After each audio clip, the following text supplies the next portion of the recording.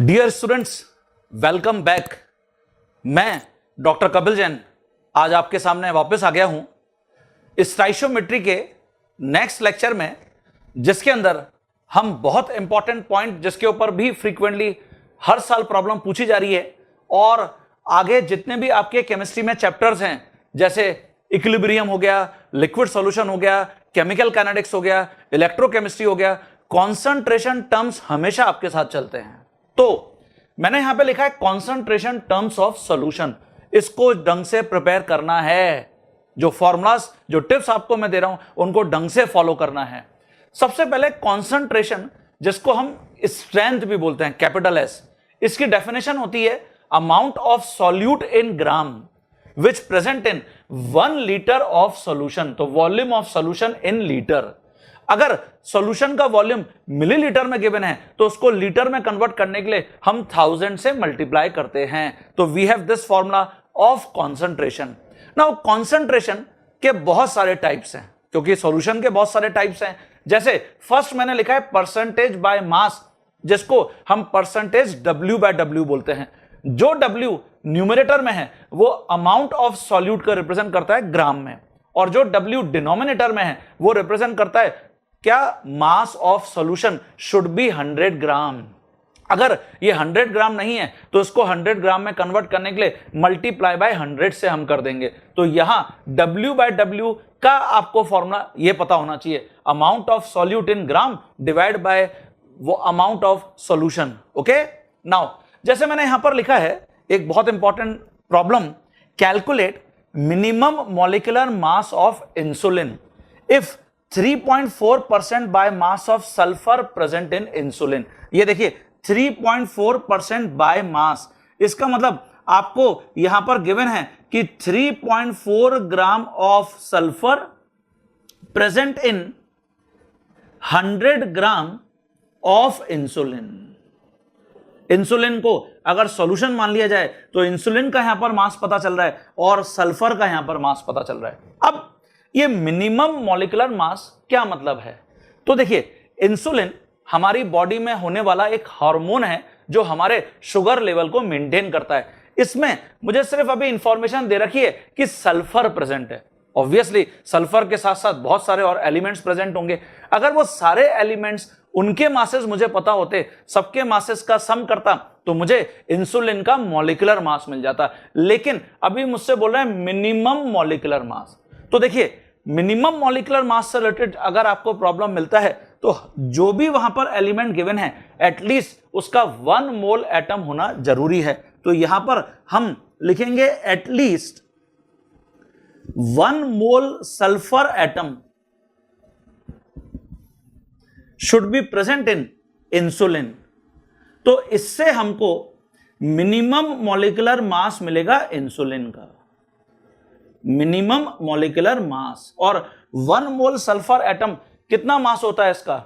हां, 32 ग्राम। तो इसका मतलब हम इसको अब ऐसे सॉल्व करेंगे, because 3.4 gram of sulphur present in 100 gram of insulin.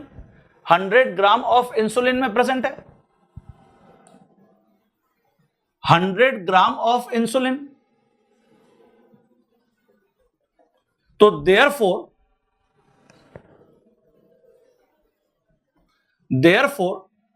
32 ग्राम जो सल्फर है, जितने भी इंसुलिन में प्रेजेंट होगा वो इंसुलिन का मिनिमम मॉलिक्यूलर मास होगा। तो ये हो जाएगा 100 डिवाइड बाय 3.4 मल्टीप्लाई बाय 32। ये देखिए, ओके, तो ये मिनिमम मॉलिक्यूलर मास आ गया इंसुलिन का।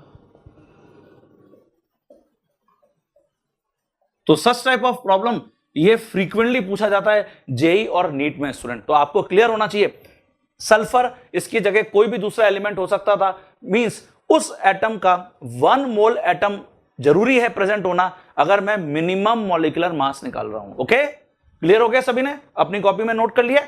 चलिए, नेक्स्ट जो टर्म है मैंने लिखा है परसेंटेज बाय वॉल्यूम या परसेंटेज V/V या वॉल्यूम परसेंटेज।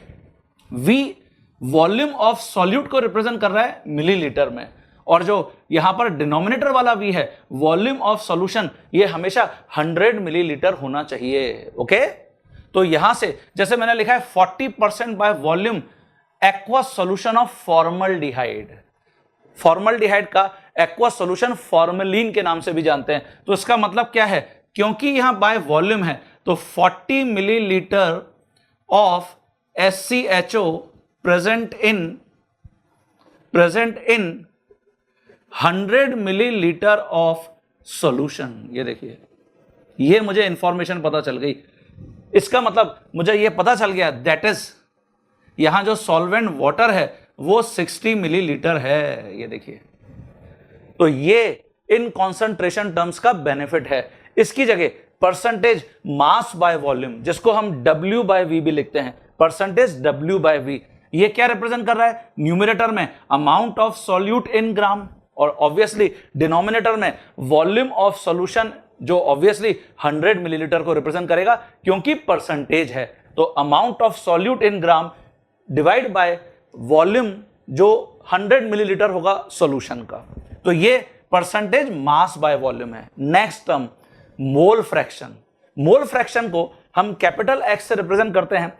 सॉल्यूट, इसको मैं B मान लेता हूं, यहां पर सॉल्वेंट को मैं A मान लेता हूं।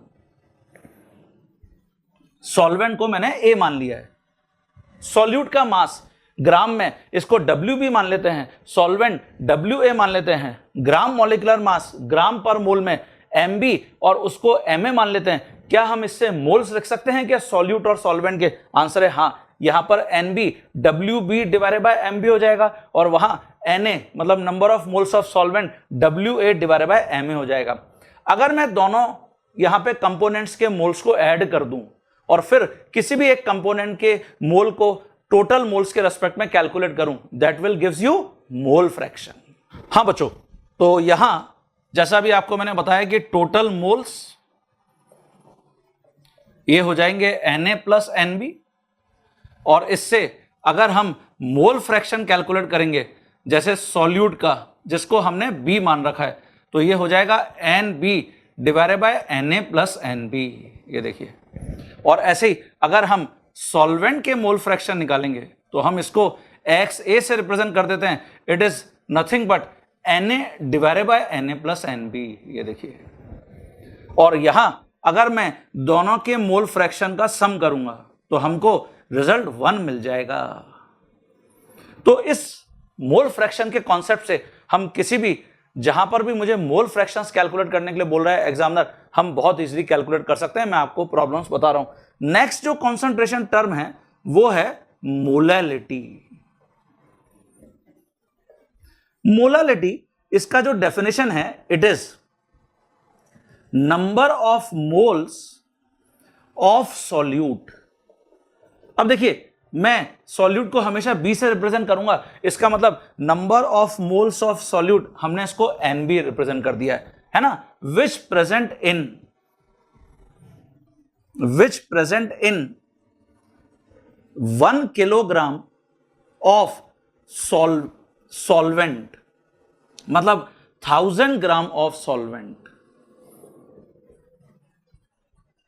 तो ये पहली ऐसी टर्म है जिसमें हमने सॉल्यूट को सॉल्वेंट में रिप्रेजेंट किया है। ओके, और इसलिए अगर हम यूनिट लिखते हैं मोलैलिटी की, तो ये हमेशा मोल पर किलोग्राम होती है, मोल किलोग्राम इनवर्स। और अगर मैथमेटिकली आप मोलैलिटी को लिख रहे हो तो ऐसे लिखोगे, number of moles of solute divide by mass of solvent. अगर ये किलोग्राम में है तो वेल एंड गुड, और अगर ये ग्राम में है तो किलोग्राम में कन्वर्ट करने के लिए हम इसको 1000 से मल्टीप्लाई करते हैं। तो ये मोलैलिटी का फॉर्मूला बन गया। ये देखिए, ये मोलैलिटी का फॉर्मूला है। तो number of moles of solute, इसको हमने NB से रिप्रेजेंट किया है, और सॉल्वेंट का मास ग्राम में, ये देखिए सॉल्वेंट का मास ग्राम में, ये हमने WA से रिप्रेजेंट किया था। ओके, तो सभी अपनी कॉपी में इसको ढंग से नोट कर लीजिए, ये बहुत काम आएगा। अब एग्जाम में जो प्रॉब्लम आ चुकी है, मोलैलिटी और मोल फ्रैक्शन को रिलेट करने के लिए एग्जामिनर बोला है। तो वो फॉर्मूला आपको मैं बताता हूं एंड इट्स एप्लीकेशन। हाँ बच्चों, जैसे मैंने यहां पे लिखा है relation between mole fraction and molality, capital x और स्मॉल एम में रिलेशन।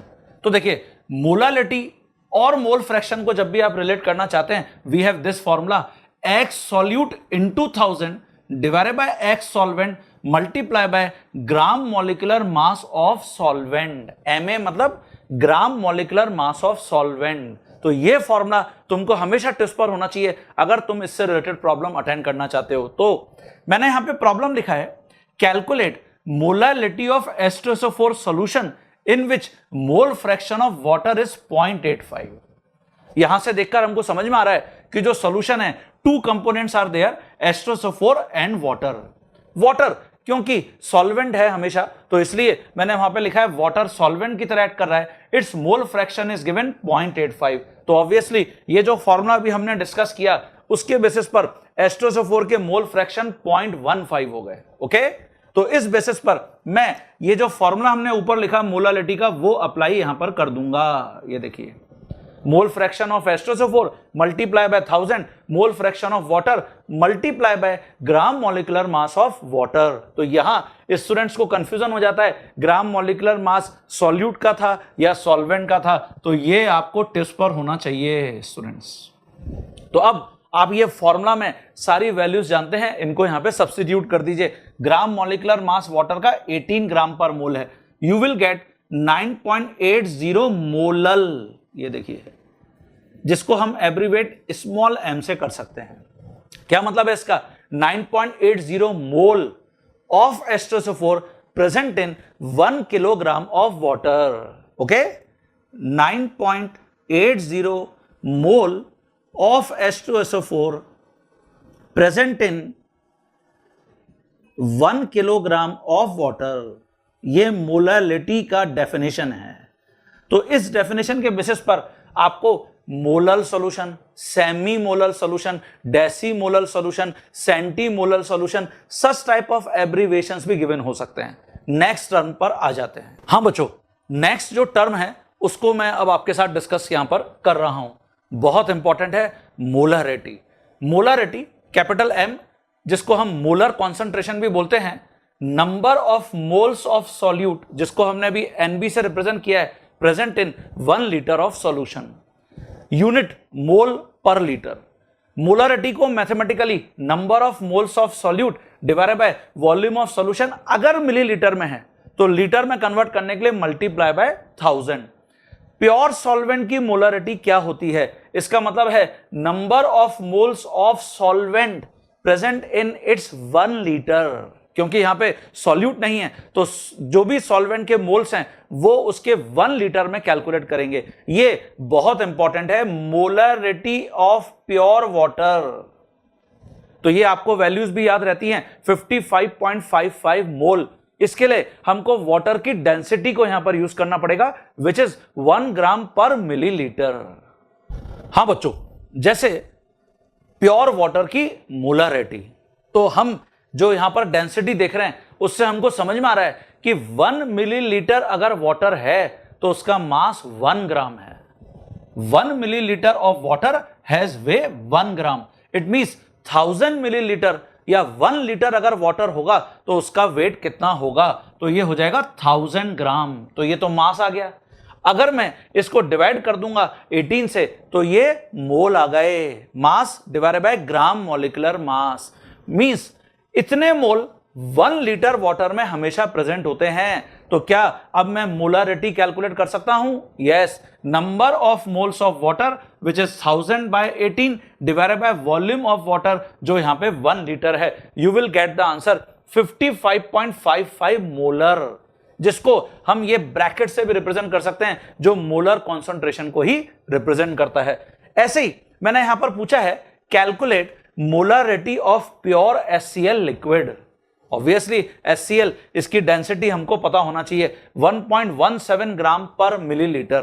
तो यहां फिर वही हम देख रहे हैं, 1 मिलीलीटर अगर HCl है तो उसका वेट 1.17 ग्राम है। तो अगर 1000 मिलीलीटर मतलब 1 लीटर अगर HCl होगा तो उसका वेट कितना होगा? तो ये हो जाएगा 1170 ग्राम।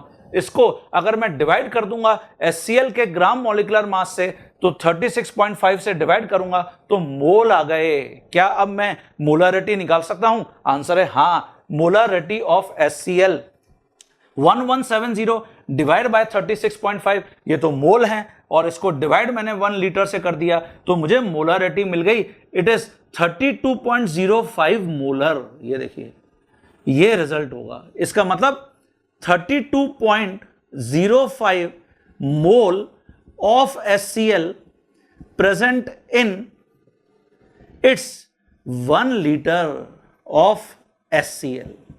ऐसे वहां water 55.55 mole of water present in its 1 litre.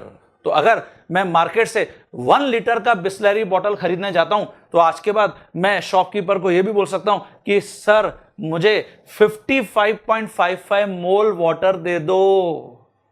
तो याद का याद हो गया, और हम यहां पर बहुत कंफर्टेबली वाटर की, प्योर वाटर की मोलारिटी लिख सकते हैं। हाँ बच्चों, नेक्स्ट कॉन्सेंट्रेशन टर्म के ऊपर अब मैं आ गया हूं, यह है normality. Again very very important.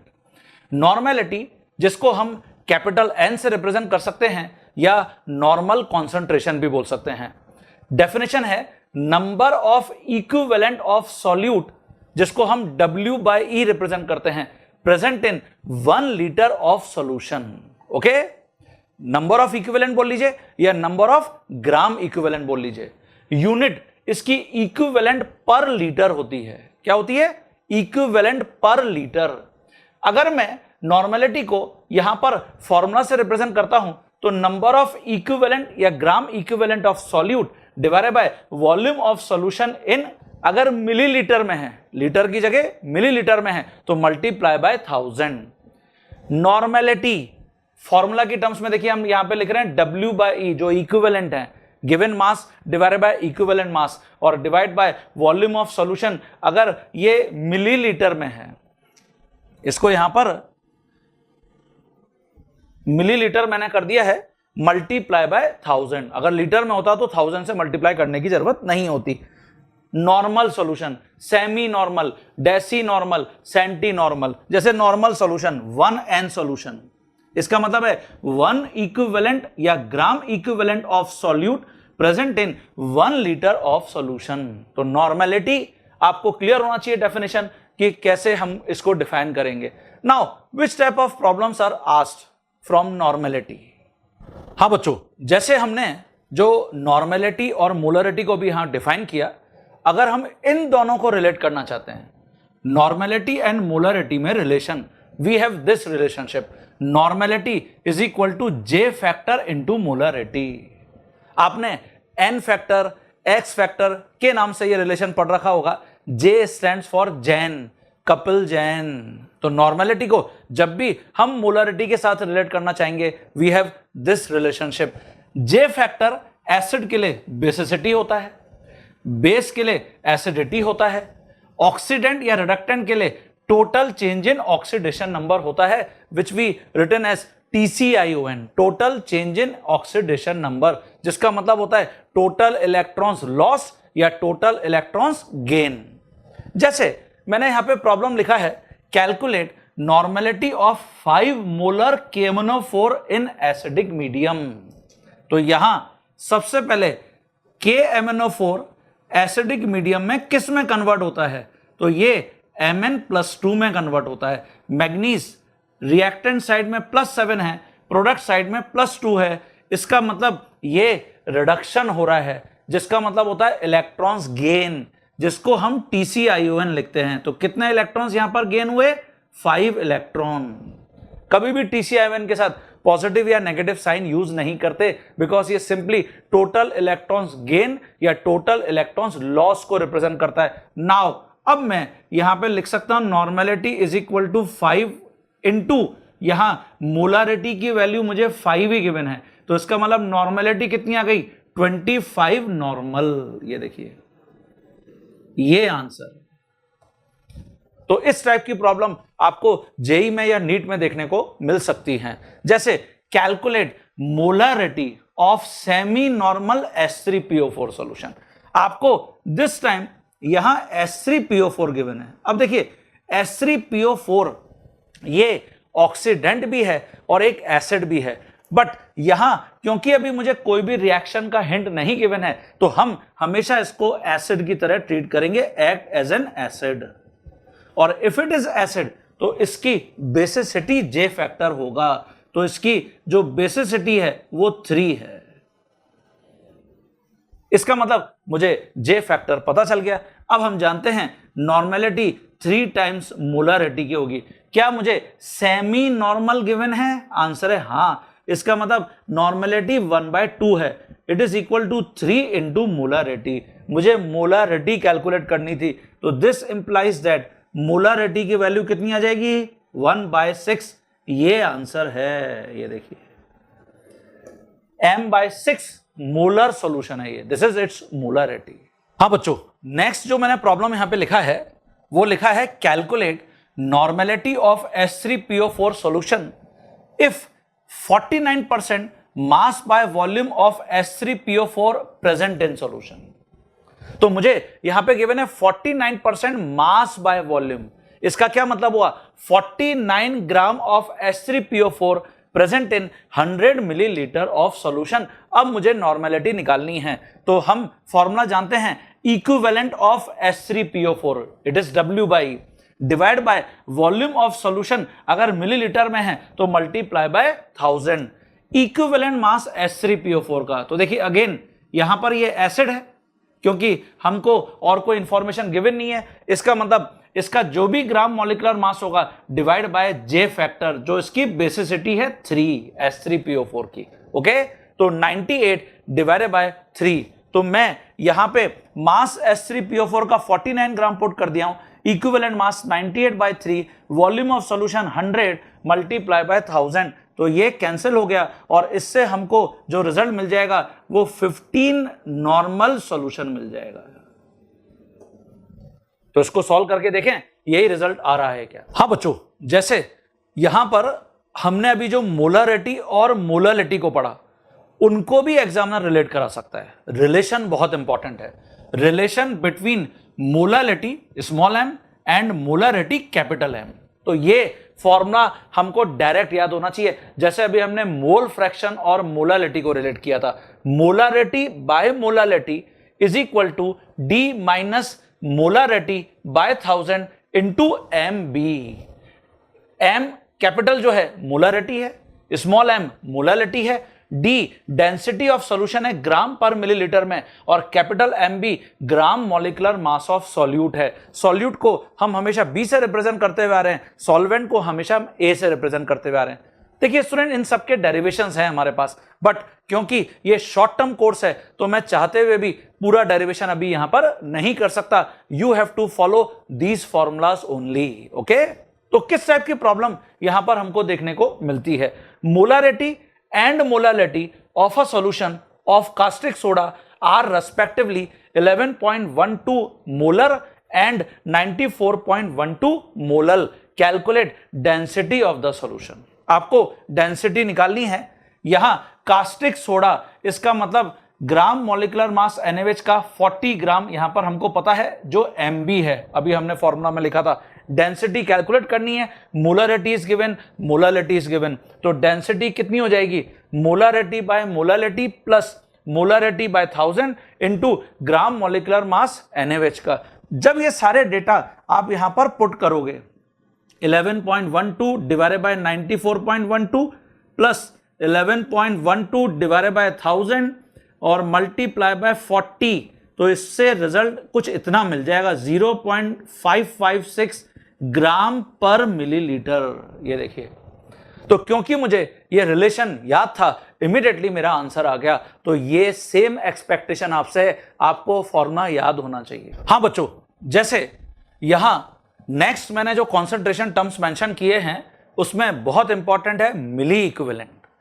N और V का प्रोडक्ट, नॉर्मेलिटी इनटू वॉल्यूम, और वॉल्यूम हमेशा मिलीलीटर में होना चाहिए, तो मिली इक्विवेलेंट NV होते हैं। मिली मोल M into V, M stands for molarity, volume again यहां पर मिलीलीटर में होना चाहिए। अगर तुम इक्विवेलेंट या ग्राम इक्विवेलेंट, जिनको हमने W/E अभी रिप्रेजेंट किया है, को मिली इक्विवेलेंट से रिलेट करना चाहते हो, we have this relationship W/E is equal to NV into 10 की पावर -3। ये देखिए, और अगर तुम मिली इक्विवेलेंट को W/E की टर्म्स में लिखना चाहते हो तो ऑब्वियसली ये हो जाएगा NV is equal to W/E into 10 की पावर 3।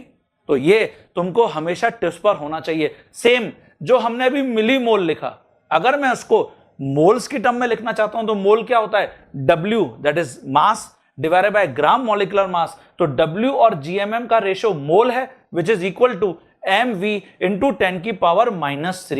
ये देखिए, और अगर तुम इससे मिली मोल लिखना चाहते हो तो मिली मोल W divided by gram molecular mass into 10 की पावर 3।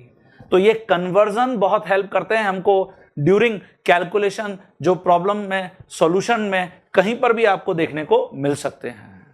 देखिए, टाइट्रेशन में जब भी हम कंप्लीट न्यूट्रलाइजेशन की बात करते हैं तो इस सिचुएशन में मिली इक्विवेलेंट एसिड के मिली इक्विवेलेंट बेस के इक्वल हो जाते हैं। ओके, और ऐसे ही अगर ऑक्सीडेंट और रिडक्टेंट के बीच में टाइट्रेशन हम परफॉर्म कर रहे हैं तो मिली इक्विवेलेंट ऑक्सीडेंट के मिली इक्विवेलेंट रिडक्टेंट के इक्वल होते हैं। ये कंप्लीट न्यूट्रलाइजेशन का कॉन्सेप्ट है, और titration is nothing but neutralisation process between acid and base and oxidant reductant. Okay, इसलिए हम एसिड बेस टाइट्रेशन या रेडॉक्स टाइट्रेशन की बात करते हैं। इसके ऊपर बेस कुछ प्रॉब्लम्स मैं आपको बताता हूं। जैसे मैंने यहां पे लिखा है, calculate milli equivalent of following, meq मतलब मिली इक्विवेलेंट। सबसे फर्स्ट प्रॉब्लम में मुझे गिवन है 3 लीटर N/15 H3PO4 सॉल्यूशन, और मिली इक्विवेलेंट मतलब मुझे NV कैलकुलेट करने हैं। ये देखिए, नॉर्मेलिटी 1/15 है, volume should be in millilitre, क्योंकि यहां 3 लीटर गिवन है तो 3000, तो कितना हो जाएगा, ये हो जाएगा 200 मिली इक्विवेलेंट। ये देखिए, ठीक है students. Next 80 gram of NaOH solution. अब मुझे निकालने तो मिली इक्विवेलेंट है और यहां तो मुझे मास गिवन है 80 ग्राम। तो देखिए, अभी हमने ये फॉर्मूला लिखा था, मिली इक्विवेलेंट अगर निकालने हैं और मुझे मास गिवन है तो हम इस कॉन्सेप्ट को फॉलो कर लेंगे, मास of NaOH divided by equivalent mass of NaOH और मल्टीप्लाई बाय 10 की पावर 3। ये देखिए, तो तुरंत आपको मिली इक्विवेलेंट पता चल जाएंगे। तो NaOH का mass 80 gram, equivalent mass of NaOH। NaOH acid है या बेस है, क्या है, बेस है, इसका मतलब इसकी एसिडिटी होगी। तो यहां इसकी जो एसिडिटी है वो 1 है, क्योंकि इसका J फैक्टर 1 है। तो इसका मतलब 40 ग्राम को हम डिवाइड कर देंगे 1 से, जो इसका J फैक्टर है, और मल्टीप्लाई बाय 10 की पावर 3। ओके स्टूडेंट्स, तो यहां तो 80 डिवाइडेड बाय 40 इंटू 10 की पावर 3, इसका मतलब ये 2 इंटू 10 की पावर 3 आंसर आ गया। और ऐसे ही आपको यहां बोला है 3 लीटर M/20 H2SO4 सॉल्यूशन। अब देखिए, मुझे मोलरिटी गिवन है, और अभी आपको मैंने एक टिप दिया था नॉर्मेलिटी और मोलरिटी को रिलेट करने का। तो नॉर्मेलिटी H2SO4 एसिड है, इट हैज बेसिसिटी 2 होती है, तो 2 इंटू मोलरिटी, तो 2 इंटू 1/20, नॉर्मेलिटी कितनी आ गई, 1/10।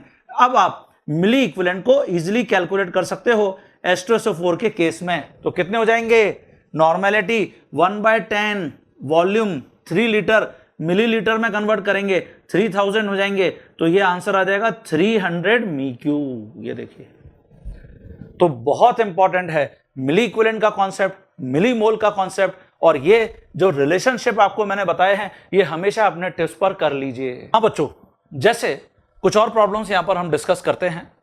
बहुत इंपॉर्टेंट प्रॉब्लम मैंने यहां पे लिखा है, if 300 millilitre N/10 HCl solution and 200 milliliter N/20 H3PO4 solutions are mixed with 400 milliliter N/10 H2SO4 solution, then calculate normality of resultant solution।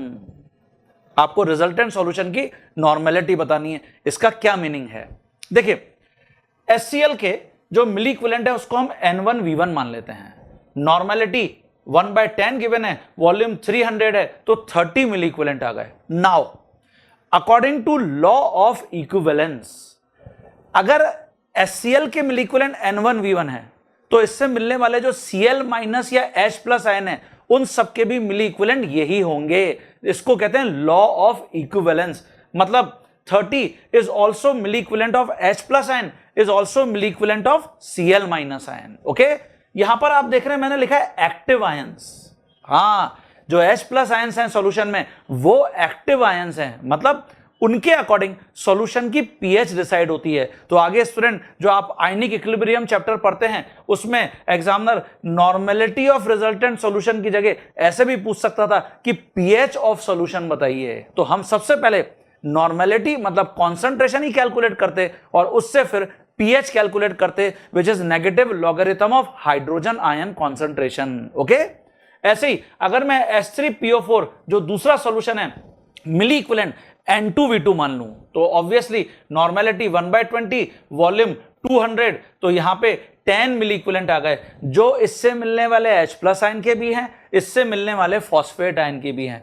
Irrespective of the coefficient of reactants and products, law of equivalence में सभी के milli equivalent हमेशा equal होते हैं। Okay, तो ये हम already पढ़ते हैं। अगर मैं H2SO4 के मिली इक्विवेलेंट की बात करूंगा तो N3V3 नॉर्मेलिटी 1/10 गिवन है, वॉल्यूम 400 मिलीलीटर, 40 मिली इक्विवेलेंट आ गए, जो इससे मिलने वाले H प्लस आयन के भी हैं, इससे मिलने वाले सल्फेट आयन के भी हैं, SO4-2। अब मैं रिजल्टेंट सॉल्यूशन की नॉर्मेलिटी कैसे निकालूंगा?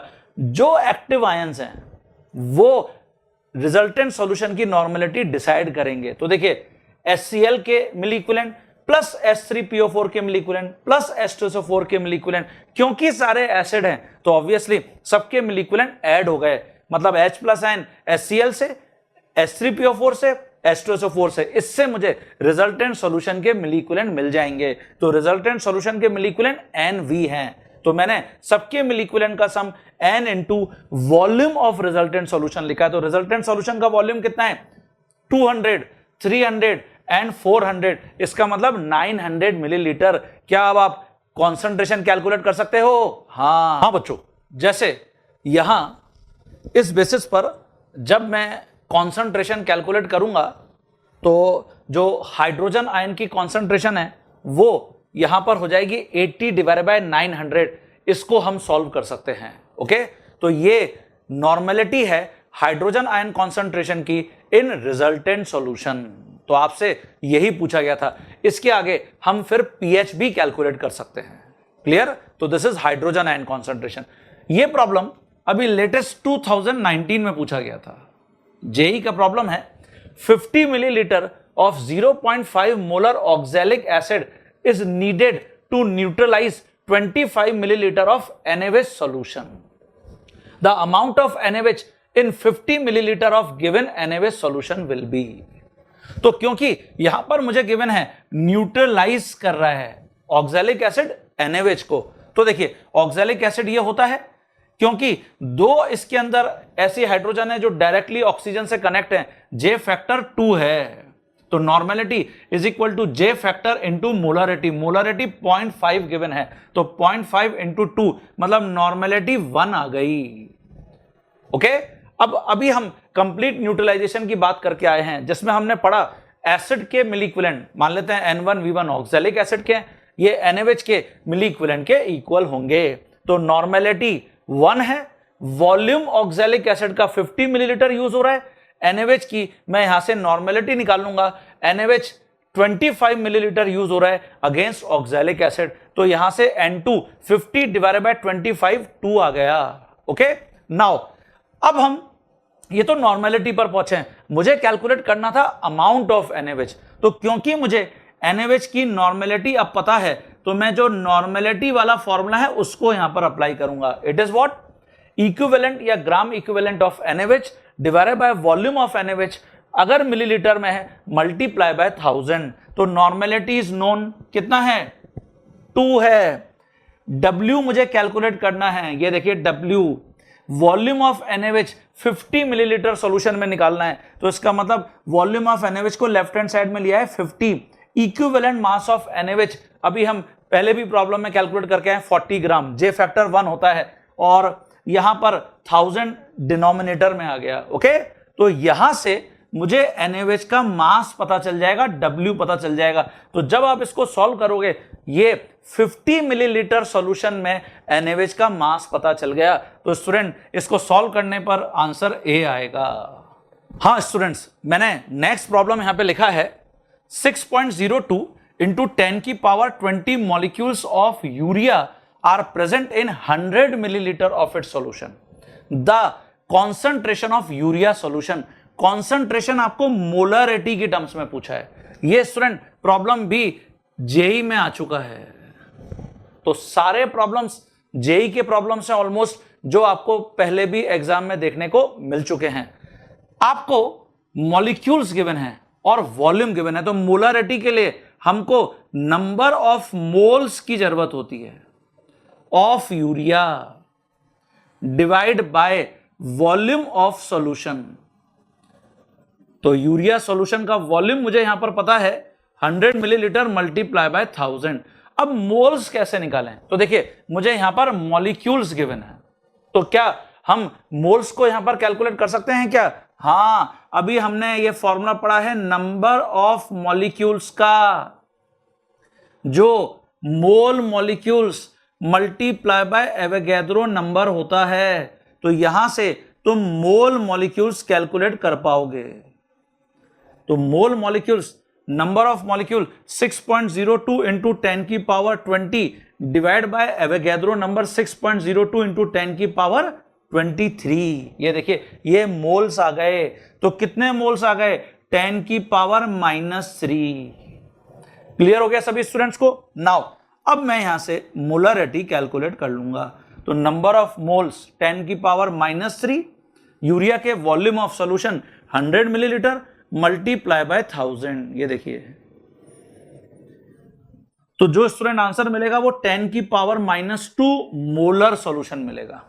10 की पावर -2 मोलर सॉल्यूशन। तो स्टूडेंट जो आंसर मिलेगा वो 10 की पावर -2 मोलर मिलेगा। ओके, तो कहां है ये given answer? D answer given है। हां बच्चों, कुछ और प्रॉब्लम्स यहां पर हम ऐड कर रहे हैं। जैसे मैंने यहां पे लिखा है when 22.4 litres of hydrogen gas is mixed with 11.2 litres of chlorine gas each at STP, the moles of HCl gas formed is equal to. HCl के यहां पर कितने मोल्स आपको मिलेंगे? तो देखिए, जब भी दो या दो से ज्यादा रिएक्टेंट की हेल्प से हमको प्रोडक्ट का अमाउंट डिसाइड करना है, एक सिंगल प्रोडक्ट का अमाउंट डिसाइड करना है, तो 100% ये लिमिटिंग रिएजेंट की प्रॉब्लम है, लिमिटिंग रिएक्टेंट की प्रॉब्लम है। तो मैं यहां पर देख रहा हूं, तो मैंने यहां पे लिखा है above problem is related with limiting reagent. Limiting reagent होता क्या है? वो रिएजेंट, वो रिएक्टेंट जो रिएक्शन में कंप्लीटली कंज्यूम हो जाता है। तो वही मैंने डेफिनेशन में लिखा है, that reactant which is completely consume during course of chemical reaction. Now हम देख रहे हैं यहां पर H2Cl2 से रिएक्ट करके HCl बना रहा है। तो अगर मैं इसको मोल मेथड के थ्रू अप्रोच करना चाहूंगा, तो सबसे पहले मुझे इक्वेशन को बैलेंस करना चाहिए। इसके लिए मैंने यहां पे 2 पुट कर दिया, ये देखिए 2 HCl। नाउ जैसे इक्वेशन बैलेंस हुई, we can write 1 mole Cl2 के 1 मोल से रिएक्ट करके HCl के 2 मोल बनाता है। क्या मैं इसको मोलर वॉल्यूम के टर्म्स में लिख सकता हूं STP पर? आंसर है हां। 1 मोल 22.4 लीटर होता है, 1 मोल 22.4 लीटर होता है, 2 मोल 2 इंटू 22.4 लीटर होगा। ओके, अब आपको यहां पर गिवन है कि 22.4 लीटर H2 है और Cl2 11.2 लीटर है, और बताइए HCl कितना बनेगा? तो सबसे पहले हम यहां पर स्टूडेंट्स क्या कर लेंगे, लिमिटिंग रिएजेंट को पहले आइडेंटिफाई कर लेते हैं। तो कैसे आइडेंटिफाई करेंगे? मैंने यहां पे लिखा है फाइंड लिमिटिंग रिएजेंट। तो हम देख रहे हैं 22.4 लीटर क्लोरीन 22.4 लीटर हाइड्रोजन से रिएक्ट करता है, बट क्लोरीन यहां पर 11.2 लीटर ही गिवन है। इसका मतलब वो हाइड्रोजन के कितने से रिएक्ट करेगा? 11.2 litre. It means hydrogen excess में है।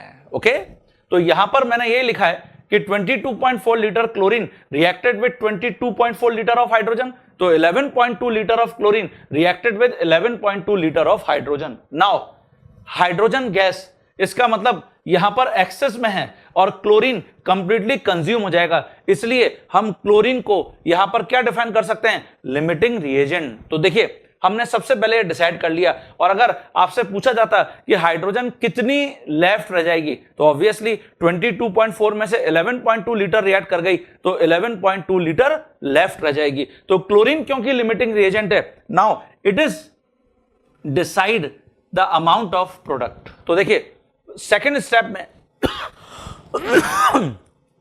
स्टेप में हमेशा हम अमाउंट निकालेंगे प्रोडक्ट का with the help of limiting reagent. तो क्या देख रहे हैं, 22.4 लीटर से 2 इंटू 22.4 लीटर बनता है, तो 11.2 से कितना बनेगा, तो 22.4 litre chlorine gives 2 into 22.4 litre of HCl, तो 11.2 litre of chlorine gives how much HCl, तो 22.4 से 22.4 कैंसिल हो जाएगा, ये 22.4 लीटर ऑफ HCl गैस आ जाएगा। तो ये HCl का अमाउंट है, और क्योंकि आपको मोल्स की टर्म में पूछा गया था, तो 22.4 लीटर इसका मतलब 1 mole of that substance. Okay, clear है। तो इसका मतलब हम यहां पर 1 मोल ऑफ HCl को टिक करके आएंगे, डी इज करेक्ट आंसर। अच्छा, एवोगैड्रोस लॉ, स्टैंडर्ड टेम्परेचर और प्रेशर पर किसी भी गैस का जो वॉल्यूम होता है हम उसको मोल की टर्म्स में अज्यूम कर सकते हैं, तो इसको हम एवोगैड्रोस लॉ बोलते हैं। At standard temperature and pressure जो वॉल्यूम है गैसियस सब्सटेंस का, हम उसको मोल या अमाउंट की तरह यूज कर सकते हैं, तो इसको हम एवोगैड्रोस लॉ बोलते हैं। नेक्स्ट प्रॉब्लम मैंने बच्चों यहां पे लिखा है, which of the following is dependent on temperature. ये बहुत ही इंपॉर्टेंट और फ्रीक्वेंटली आस्क्ड प्रॉब्लम है। अभी हम जितनी भी डेफिनेशन कॉन्सेंट्रेशन टर्म्स की पढ़ के आए हैं, तो यहां पर हमसे बोला डिपेंडेंट ऑन टेम्परेचर, तो एक्चुअली जो वॉल्यूम होता है, वॉल्यूम ये हमेशा टेम्परेचर डिपेंडेंट टर्म है। Volume is temperature dependent term, temperature dependent term. Whereas जो मास होता है, वेयरएस मास या weight, mass is temperature independent. तो जितनी भी टर्म्स में वॉल्यूम आएगा वो सब टेम्परेचर को इंक्रीज या डिक्रीज करने से वेरी करते हैं। तो देखिए सबसे पहला हमने लिखा हुआ है मोलालिटी। तो मोलालिटी में हमने जो अभी रिवाइज किया है, number of moles of solute divided by mass of solvent. It means numerator और डिनोमिनेटर दोनों में मास आ रहा है। मोल इसका मतलब ये होता है given mass divided by gram molecular मास, इसका मतलब मोलालिटी। इसके बाद मोलारिटी, ये वॉल्यूम इसमें आता है, वॉल्यूम ऑफ सॉल्यूशन। फिर है मोल फ्रैक्शन। तो मोल फ्रैक्शन हमने क्या डिफाइन किया है, number of moles of given component divided by total moles. इसका मतलब फिर न्यूमरेटर और डिनोमिनेटर में ओनली मोल्स आ रहे हैं, मोल फ्रैक्शन। ऐसे ही यहां लिखा हुआ है परसेंटेज W बाय W, मतलब मास परसेंटेज। इसका मतलब यहां तो फिर वही W और W का रेशो है, ये तो अमाउंट है। तो ये जो टर्म्स है यहां पर, ये सारी टेम्परेचर इंडिपेंडेंट है, इंडिपेंडेंट। आपसे ऊपर क्या पूछा गया है, following is dependent on temperature, इसका मतलब मोलारिटी हो गया। नॉर्मेलिटी में हमने फिर डिनोमिनेटर में वॉल्यूम ऑफ सॉल्यूशन लीटर में मेंशन किया है, और हम यहां पर देख रहे हैं कि यहां पे W बाय V भी गिवन है। W बाय V इसको हमने डिफाइन किया था परसेंटेज मास बाय वॉल्यूम। तो क्योंकि यहां पर भी वॉल्यूम आ रहा है, इसका मतलब ये भी टेम्परेचर के ऊपर डिपेंड करेगा। तो molarity, normality and percentage W by V ये सभी टेम्परेचर डिपेंडेंट टर्म है।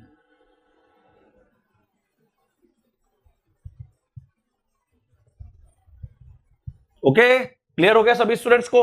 तो आपसे डिपेंडेंट ऑन टेम्परेचर में आपको लिख के आना है molarity, normality and W by V, mass by volume. हाँ बच्चों, नेक्स्ट जो प्रॉब्लम मैंने यहां पे लिखा है, suppose the elements X and Y combine to form two compounds XY2 and X3Y2 when 0.1 mole of XY2 weighs 10 gram and 0.05 mole of X3Y2 weighs 9 gram. तो atomic weights X और Y के बताइए।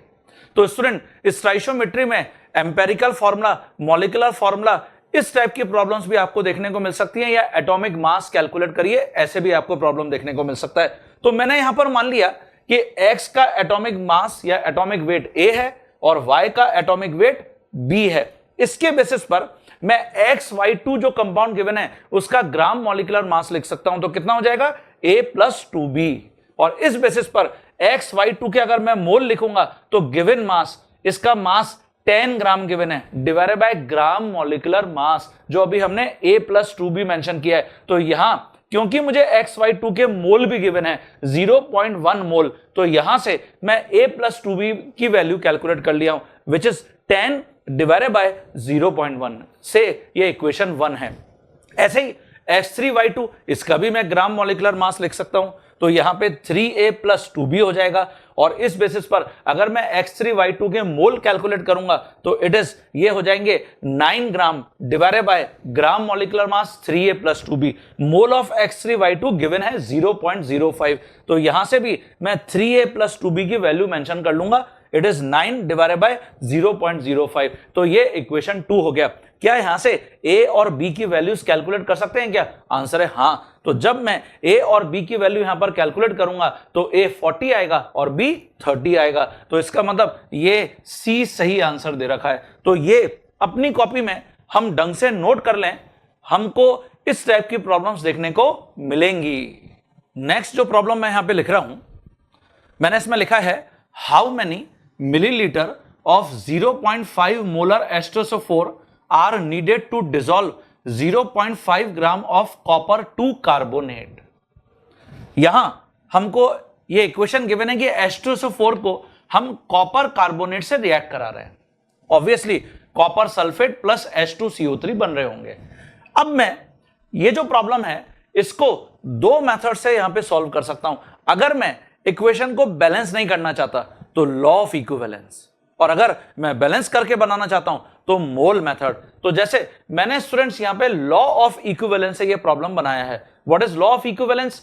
यहां मैं लिख सकता हूं H2SO4 के मिली इक्विवेलेंट, कॉपर कार्बोनेट के मिली इक्विवेलेंट, कॉपर सल्फेट के मिली इक्विवेलेंट, H2SO4 जो H2CO3 है उसके मिली equivalent, all are equal.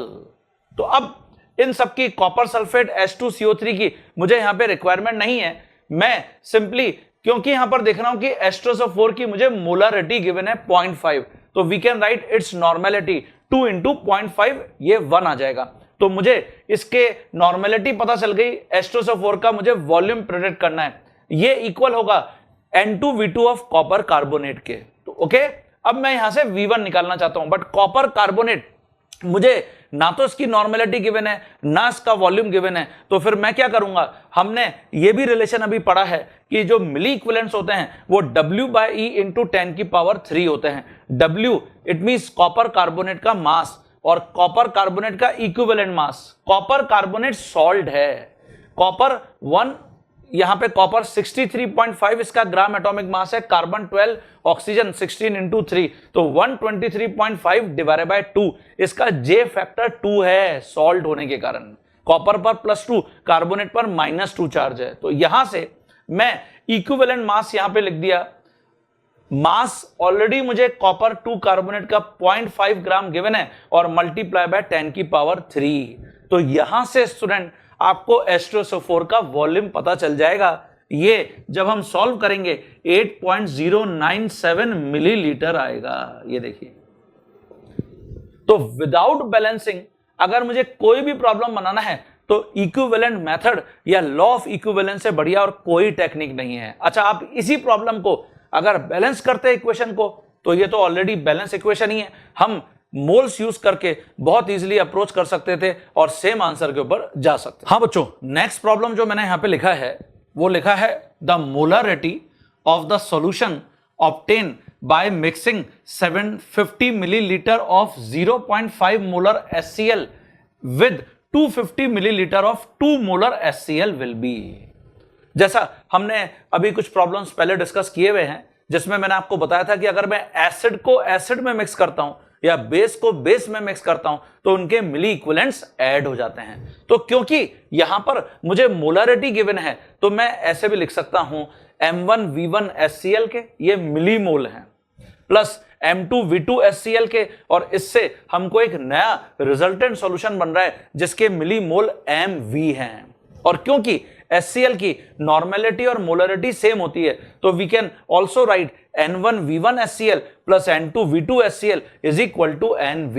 Okay, तो नाउ मैं यहां पे जो मोलरिटी है उसको नॉर्मेलिटी की टर्म्स में लिख लिया हूं। नॉर्मेलिटी जो है HCl की 0.5, वॉल्यूम 750, और सेकंड जो HCl है नॉर्मेलिटी 2, वॉल्यूम 250। तो रिजल्टेंट सॉल्यूशन का वॉल्यूम कितना होगा 750 प्लस 250, इसका मतलब 1000 मिलीलीटर हो गया। तो नॉर्मेलिटी अब आप निकाल सकते हो। तो यहां से इसको चाहे नॉर्मेलिटी लिख लो रिजल्टेंट सॉल्यूशन की या मोलरिटी लिख लो, जो HCl के लिए है ये 0.875 मोलर आ जाएगा। हाँ बच्चों, नेक्स्ट जो प्रॉब्लम मैंने यहां पे लिखा है उसको जरा देखते हैं। 1 gram of a carbonate M2CO3 on treatment with excess HCl produces 0.01186 mole of carbon dioxide. The molar mass of M2CO3 in gram per mole will be. तो इसका मतलब हम यहां पर देख रहे हैं कि M2CO3 को एक्सेस ऑफ HCl से रिएक्ट करा के कार्बन डाइऑक्साइड गैस बनाई गई है। अब देखिए, क्योंकि यहां पर M मुझे पता नहीं है तो मैं चाहते हुए भी रिएक्शन को बैलेंस नहीं कर सकता, तो फिर मुझे क्या करना पड़ेगा, law of equivalence simply apply कर देते हैं, जिसमें हमको इक्वेशन को बैलेंस करने की रिक्वायरमेंट ही नहीं है। क्योंकि एक्सेस ऑफ HCl है, इसका मतलब यह हुआ HCl बहुत सारा है, तो M2CO3 लिमिटिंग रिएजेंट है, इससे हमको कार्बन डाइऑक्साइड गैस मिल रही है। लॉ ऑफ इक्विवेलेंस के अकॉर्डिंग M2CO3 के इक्विवेलेंट या ग्राम इक्विवेलेंट ये कार्बन डाइऑक्साइड के इक्विवेलेंट या ग्राम इक्विवेलेंट के इक्वल होंगे। अच्छा, W/E को हम लिख सकते हैं mole into J factor. Okay, जो इक्विवेलेंट मास है वो gram molecular mass divided by J factor होता है और mass divided by gram molecular mass mole होते हैं। तो इसलिए अब मैं इसको ऐसे लिखा हूं, M2CO3 का मास डिवाइडेड बाय M2CO3 का equivalent mass is equal to carbon dioxide के इक्विवेलेंट की जगह mole of carbon dioxide multiply by J factor. Carbon dioxide के मुझे मोल गिवन है, इसलिए मैंने इसको ऐसे लिख लिया है। नाउ 1 ग्राम M2CO3 का मास गिवन है, divide by gram molecular mass of M2CO3 divide by इसका J फैक्टर। तो ऑब्वियसली M2CO3 क्योंकि सॉल्ट है इसका J फैक्टर यहां पर 2 होगा, is equal to carbon dioxide के मोल मल्टीप्लाई बाय इसका J फैक्टर।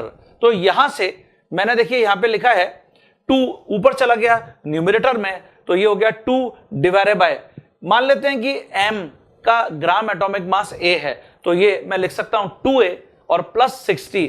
तो this ratio is equal to 0.01186 multiply by 2 carbon dioxide का J फैक्टर। तो यहां से 2 divided by this value is equal to 2A plus 60। ये ग्राम मॉलिक्यूलर मास है M2CO3 का। तो जब इस रेशो को तुम सॉल्व करोगे यू विल फाइंड रिजल्ट ये आएगा, this is gram molecular mass of M2CO3 in gram per mole, this is your answer. तो ऐसा हमको यहां पर पूछा गया था कि ग्राम मॉलिक्यूलर मास या मोलर मास बताइए M2CO3 का, तो स्टूडेंट ये आंसर हमको रिपोर्ट करना है। हाँ स्टूडेंट्स, कभी कभी कॉन्सेंट्रेशन टर्म्स में हमसे पार्ट्स पर नोटेशन भी पूछ लिए जाते हैं। अभी लास्ट ईयर्स का कुछ ट्रेंड्स मैं देख रहा हूं कि पार्ट्स पर मिलियन के ऊपर भी प्रॉब्लम पूछ लिया जाता है। पार्ट्स पर मिलियन या पार्ट्स पर नोटेशंस क्या होते हैं? पार्ट्स पर नोटेशन जैसे ppm, पार्ट्स पर मिलियन, इसका मतलब है कि अगर इनफाइनिटेसिमली स्मॉल क्वांटिटी सॉल्यूट की प्रेजेंट है सॉल्यूशन के अंदर तो हम इसको पार्ट्स पर मिलियन में रिप्रेजेंट करते हैं। तो मिलियन मतलब आउट ऑफ मिलियन, मतलब 10 की पावर 6 में अमाउंट ऑफ सॉल्यूट को अगर हम रिप्रेजेंट कर रहे हैं तो ये पार्ट्स पर मिलियन है। पीपीबी पार्ट्स पर billion, it means out of 10 की पावर 9 अगर सॉल्यूशन में मैं सॉल्यूट को रिप्रेजेंट कर रहा हूं तो पार्ट्स पर बिलियन। ऐसे ही पार्ट्स पर ट्रिलियन, आउट ऑफ 10 की पावर 12 में अगर रिप्रेजेंट कर रहा हूं तो पार्ट्स पर ट्रिलियन। पीपीएम को अगर हम कैलकुलेट करना चाहते हैं तो what ever the amount of solute in gram divide bye solution का मास 10⁻⁶ ग्राम, जिसको हम बोल रहे हैं 1 मिलियन ग्राम ऑफ सॉल्यूशन। और अगर ये दोनों मिलीग्राम में गिवन है तो solute in milligram divided by 10⁻⁶ milligram of solution, तो हम ऐसे रिप्रेजेंट कर सकते हैं। ओके, और अगर आपको डिनोमिनेटर में यहां पे 10⁻⁶ गिवन नहीं है सॉल्यूशन का मास, तो फिर उसको 10⁻⁶ में कन्वर्ट करने के लिए हमको क्या करना पड़ेगा, solute in gram divide bye mass of solution multiply by 10⁻⁶ हो जाएगा। ओके, तो ये फॉर्मूला हम पार्ट्स पर मिलियन का याद रखते हैं हमेशा। अच्छा, कभी कभी कन्वर्जन एग्जाम में डायरेक्ट आपको देखने को मिल सकता है, क्या आपको पार्ट्स पर मिलियन में वैल्यू गिवन है और पार्ट्स पर डेसिमल में कन्वर्ट करनी है, या उल्टा आपको पार्ट्स पर डेसिमल में वैल्यू गिवन है, पार्ट्स पर मिलियन में कन्वर्ट करना है। तो इसके लिए हम क्या करते हैं, जैसे मुझे 500 पार्ट्स पर मिलियन सॉल्यूशन गिवन है, तो मैं क्या करूंगा, 500 को 10⁻⁶ से यहां पे डिवाइड कर दूंगा, तो हमको जो पार्ट्स पर डेसिमल रिजल्ट मिल जाएगा वो मिल जाएगा 0.0005। ये पार्ट्स पर डेसिमल में आंसर आ गया। ओके, इसकी जगह अगर मुझे पार्ट्स पर मिलियन को परसेंटेज में कन्वर्ट करना है तो पार्ट्स पर परसेंटेज ये हो जाएगा ppm डिवाइडेड बाय 10,000 से डिवाइड करेंगे, तो जैसे 5 ppm है, इसको मुझे परसेंटेज में लिखना है तो मैं 5 डिवाइडेड बाय 10,000 करूंगा तो आपको परसेंटेज में आंसर मिल जाएगा। तो दिस टाइप ऑफ कन्वर्जन्स ये आपको यहां पर देखने को मिल सकते हैं। तो स्टूडेंट, आज हमने जो सॉल्यूशन की कॉन्सेंट्रेशन टर्म्स हैं उनको कंप्लीटली रिवाइज कर लिया है और हमने देखा कि किस टाइप की प्रॉब्लम्स हमको इन कॉन्सेंट्रेशन टर्म्स से देखने को मिल सकती हैं। तो हम ये होप कर रहे हैं कि आपको डेफिनेटली इस टाइप की प्रॉब्लम्स करने से बहुत बेनिफिट होगा। क्विक आपका रिवीजन हो गया, आपने सारे फॉर्मूलाज को बहुत फास्ट अपने दिमाग में बैठा लिया है और किस टाइप की प्रॉब्लम्स आपको देखने को मिल सकती हैं वो भी आपने यहां पर समझ लिया है। तो मेरे साथ प्रैक्टिस करते रहिए। Thank you.